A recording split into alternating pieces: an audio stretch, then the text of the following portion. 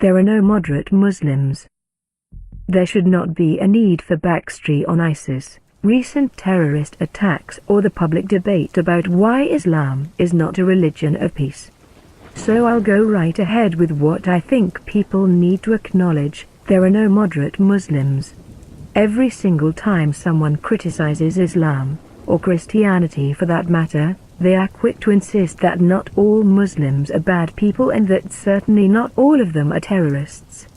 The latter is certainly true, but if supporting terrorism makes you a bad person, then yes, all Muslims with any kind of serious conviction or commitment are bad people. And I am sorry to say, well, I am not actually sorry to say that, but I am sorry that this is our reality, that a vast portion of Muslims support terrorism. As often as this may be denied or swept under the rug by the media, there is just no arguing away the truth. 1. Lots of polls give unambiguous numbers.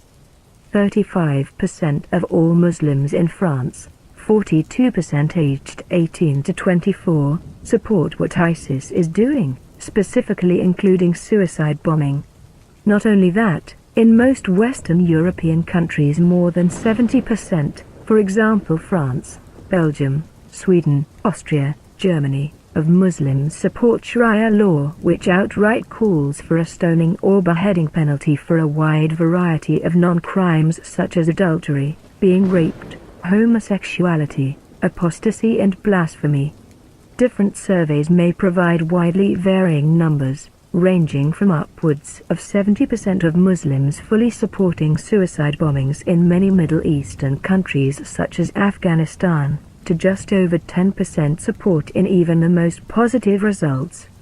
It is crucial to notice here that if you ask why is there so little opposition to terrorism from Muslims, the response will be that terrorism is not at all widely supported by Muslims, while the surveys cited in favor of this position report that an average of 38% of Muslims think violence against civilians can at least sometimes be justified. I find this absolutely baffling.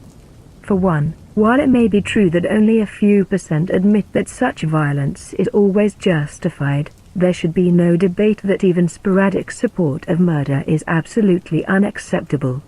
Secondly, how is 40% not an alarming number? Less than 2/3 opposition to inhumane barbarism is not reassuring, it's beyond embarrassing. Similarly, studies find that 90% of Muslims in Western countries condemn suicide bombings, while at the same time 40% express sympathy for the position of the attackers. How does this make sense in the mind of those people? This schizophrenic intellectual divide borders on functional retardation. Think about the nonsense you're going to say before you say it.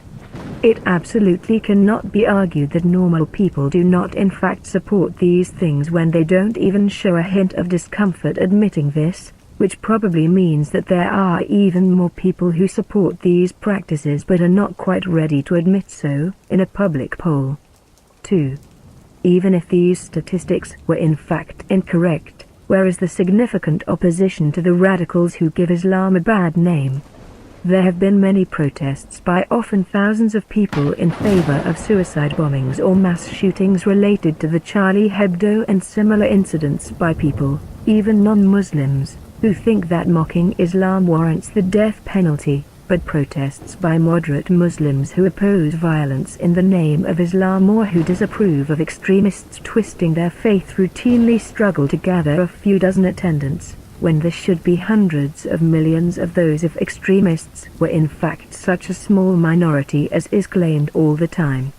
Some try to excuse this by arguing that Muslims do not need to apologize for jihadism just as Christians do not apologize for the KKK, which is a laughable comparison. No one who is not part of the KKK speaks out in favor of them. The group is very small, a few thousand members altogether. Virtually every Christian denomination has denounced it, and there are no Christian suicide bombings, even by the KKK, so there is no need to apologize for that. Additionally, this attitude of terrorism is not part of Islam. Violence is un-Islamic, and other such blatant nonsense is rightfully considered highly annoying and counterproductive. Just like modern feminists who do little else than reiterate that the oft-perceived racism and sexism engaged in by their own likes is not real feminism, and people giving feminism a bad name are not real feminists, these vain attempts of members of either group to distance themselves from other members of their group is nothing but tiring and ineffectual. 3.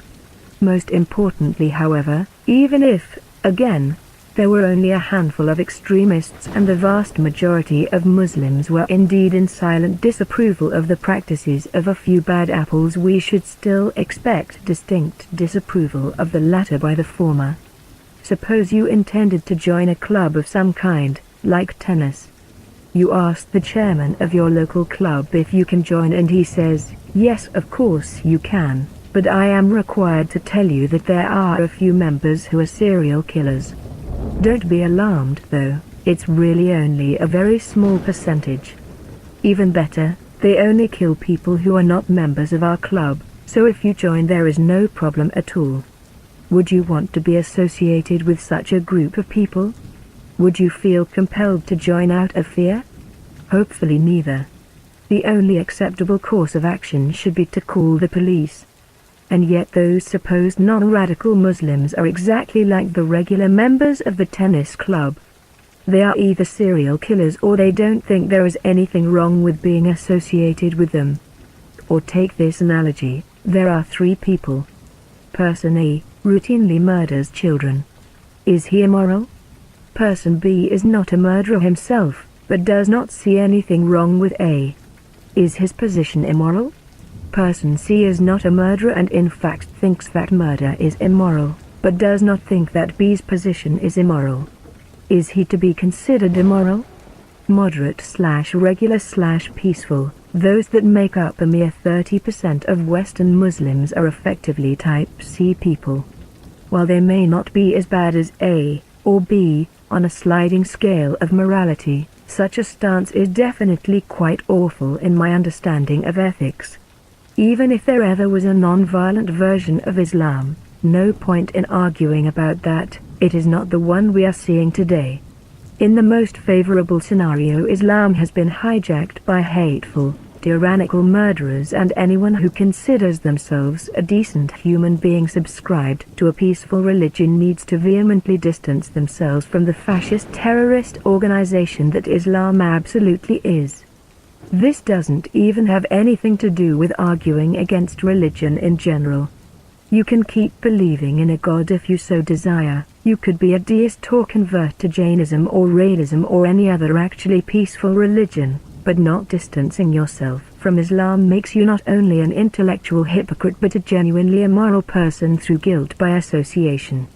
Islam has nothing to offer a moral person, and on top of that it, just like pretty much all other theistic religions in that regard, is replete with contradictory, illogical and scientifically inaccurate nonsense. No one who does not want to be ridiculed for their intellectual incompetence should believe on bad evidence. There simply comes a time when defending even something you have a great deal of emotional investment in is no longer feasible, if it ever was. Stop trying to distance yourself from those you deem to not be real Muslims. It won't stop them from giving Islam a bad name. Stop apologizing for Islam as a whole because of people you claim to disagree with. Islam is bad even without bad people. Stop publicly advocating for immoral and nonsensical ideas. It makes you look like an imbecile. Disavow Islam, or accept being a bad person.